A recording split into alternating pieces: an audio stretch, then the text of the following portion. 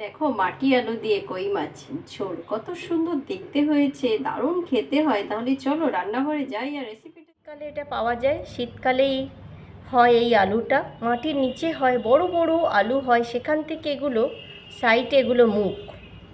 খেতে খুব ভালো লাগে এই আলুটার সাথে, আর নর্মাল রোজের আলু আর খেতে লাগে না। তাহলে চলুন। দেখেছেন ভেতরে একদম সাদা ধবধবে, আলুটা ভালো, আলু সাদা হলে আলুটা ভালো হয়। তাহলে এবারে এইভাবে আপনাকে একটু আলুটা সময় ধরে পরিষ্কার করে নিতে হবে, আর একটু খোসাগুলো বেশি করে বাদ দিতে হবে।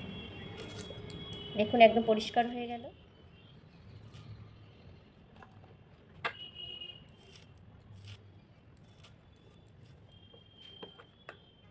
জলটা টকবক করে ফুটছে, গরম জল।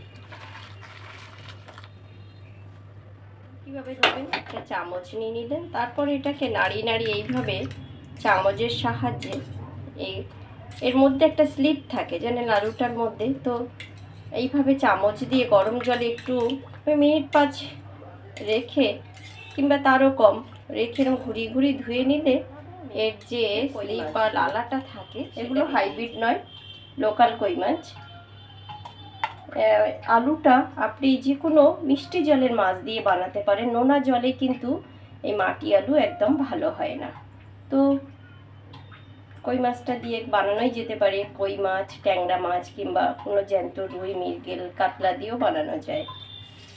কই মাছ খুব তৈলাক্ত মাছ। এই সময় পৌষ মাঘ মাসে বা কার্তিক অগ্রহায়ণ মাসে এই সময় মাছের প্রচণ্ড তেল হয়, আর বেশি কড়া করে ভাজতে নেই কই মাছ, তাহলে তৈলাক্তটা নষ্ট হয়ে যাবে। আদা, শুকনো লঙ্কা একটি, কাঁচা লঙ্কা, রসুন দেব না। এই আলুতে সাধারণত আমাদের রসুন পেঁয়াজ ব্যবহার হয় না, তো আমি এখানে একটু টমেটো ব্যবহার করব, বেটে নেব। গ্রেভি হলে সুন্দর হয়। আর অবশ্যই কিন্তু রান্নাটা জোগাড় করার সময় অবশ্যই বানাতে গেলে ধনিয়া পাতাটা কিন্তু আপনার খুব প্রয়োজন লাগবেই। তো ধনিয়া পাতা আমি 1 আঁটি নিয়ে নিয়েছি রান্নার জন্য, আর এগুলো একটু আমি শিলবাটায় বেটে নেব।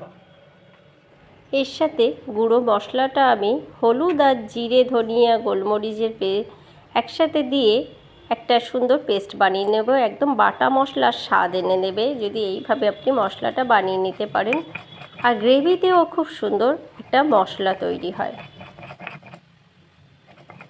এটা একটু তেল বেশি লাগে। এখানে আমি একটু শুকনো লঙ্কা, একটু তেজপাতা, একটু দিয়ে দেব গোটা জিরে ফোড়ন।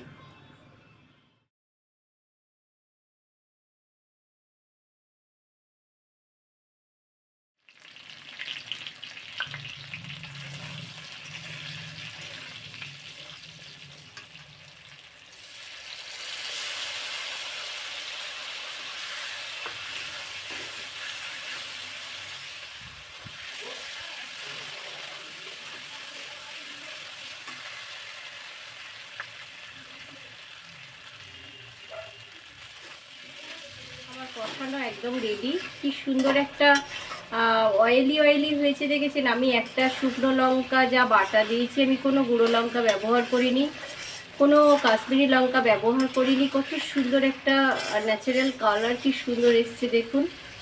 একদম রেডি। আর এখানে কোনো ঠান্ডা জল চলবে না, গরম জল দিতে হবে।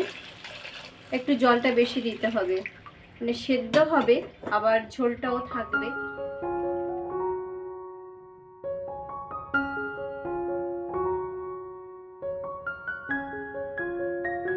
আলু অনেকটাই সেদ্ধ হয়ে গেছে। এই সময় আমার মাছগুলো দিয়ে দিতে হবে, কারণ মাছগুলো বেশ শক্ত মাছ, সেদ্ধ হওয়ার ব্যাপার থাকে। আর 2-3টে গাছ তরকারি কীরকম একটা সর পড়ে গেছে।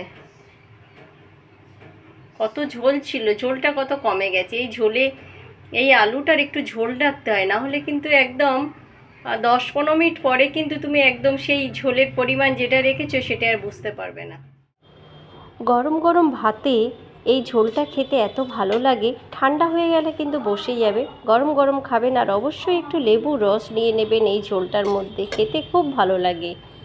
আর রূপাদির রান্নাঘর অ্যান্ড সোশ্যাল থেকে নতুন বন্ধুরা যদি আমার ব্লগটা দেখে থাকেন বা যদি ভালো লাগে তাহলে আপনি কিন্তু সাবস্ক্রাইব করে বেল আইকনটা প্রেস করে নোটিটা অন করে আমার রান্নাঘরে থেকে যেতে পারেন।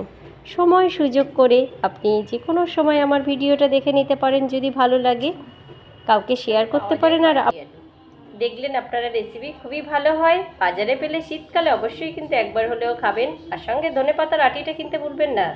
দেখা হবে এবার নতুন ভিডিওতে। আজকের মতো সবাই ভালো থাকবেন।